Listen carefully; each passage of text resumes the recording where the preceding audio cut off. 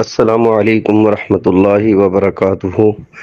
اللہ سبحانہ و تعالیٰ نے جو ہمیں شریعت مطہرہ دی ہے وہ عالمگیر شریعت ہے، اور سرکار دو عالم صلی اللہ تعالیٰ علیہ وسلم کی تعلیمات ہی اصل ہمارے لیے مشعل راہ ہے۔ لیکن اصل مسئلہ یہ ہے کہ حدیث کو سمجھنے میں بہت سارے لوگ تسامح سے کام لیتے ہیں یا ان سے غلطی ہو جاتی ہے، ورنہ ایک حدیث کو سمجھنے کے لیے تمام پس منظر کو دیکھا جاتا ہے، خود قرآن کو دیکھا جاتا ہے کہ حدیث اور قرآن پاک کے اندر مماثلت ہے، حدیث کی سندوں کو دیکھا جاتا ہے، بہت سارے عوامر پیش آتے ہیں، تب جا کر قرآن اور حدیث کو سمجھا جاتا ہے، تاکہ 1400 سال سے یہ قرآن و حدیث جو چلا آ رہا ہے صحیح امت تک پہنچ جائے۔ انہی پیچیدہ مسئلوں میں ایک مسئلہ چلا ہے 3 طلاقوں کا۔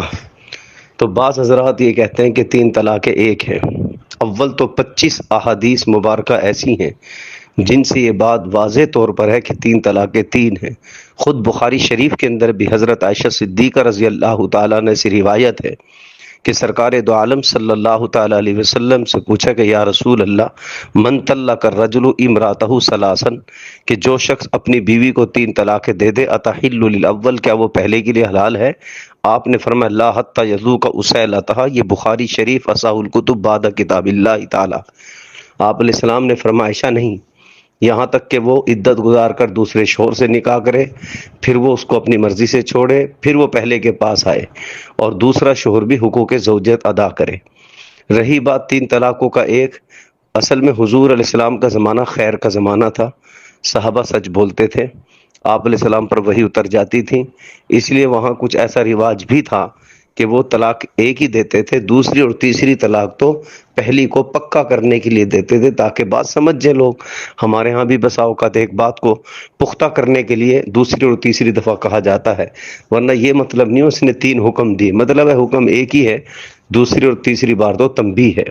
خود حضور علیہ الصلوۃ والسلام نے حدیث رکانہ کے اندر حضرت رکانہ سے قسم دے کر فرمایا جب اس نے 3 طلاقیں دی، فرمایا واللہ لقد، کیا تو قسم اٹھاتا ہے کہ تو نے ایک ہی کا ارادہ کیا؟ اس نے کہا واللہ ما اردت الا واحدہ، حسر کے ساتھ فرمایا یا رسول اللہ قسم بخدا میں نے ایک ہی کا ارادہ کیا تھا، یعنی دوسری اور تیسری تو پختہ کرنے کے لیے۔ خود حضرت عبداللہ بن عباس رضی اللہ تعالیٰ عنہ کے 10 شاگرد ہیں، 9 یہ نقل کرتے ہیں کہ 3 طلاقیں 3 ہیں۔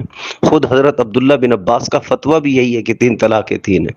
سعودی عرب کا علماء کونسل کی کمیٹی بھی 3 طلاق 3 کے قائل، امام اعظم ابو حنیفہ رحمۃ اللہ علیہ، امام احمد، امام شافعی، امام مالک رحمہ اللہ تعالی، اور 1400 سال سے ہر طبقہ سوائے 2 طبقوں کے اہل روافض اور اہل حدیث یہ 3 طلاقوں کو ایک کہتے ہیں، یعنی شیعہ اور غیر مقلدین۔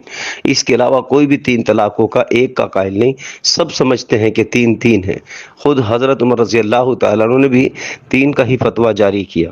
لہٰذا یہ کہنا کہ 3 طلاقیں ایک ہیں، یہ بیوی کو رکھ تو لیتے ہیں پر ان کا دل مطمئن نہیں ہوتا۔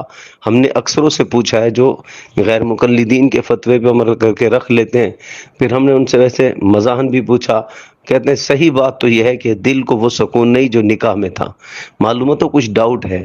آپ علیہ السلام نے فرمایا بڑی امت کے پیچھے چلنا، اتبعوا سواد الاعظم، میری امت کا ایک بہت بڑا طبقہ کبھی غلطی پر نہیں ہوگا۔ یہ حضور علیہ السلام کے معجزات میں سے ایک معجزہ ہے، اور امت کا بہت بڑا طبقہ سوائے 2 طبقوں کے غیر مقلدین اور شیعوں کے سب 3 کے 3 کے قائل ہیں۔ لہٰذا 3 طلاقیں 3 ہیں، پھر بھی بالمشافہ کسی معتبر عالم مفتی کے روبرو بیٹھ کر مزید اپنے دل کی تسلی کر لیں، ورنہ 3 طلاقوں کے بعد رکھنا یہ جرم عظیم ہے۔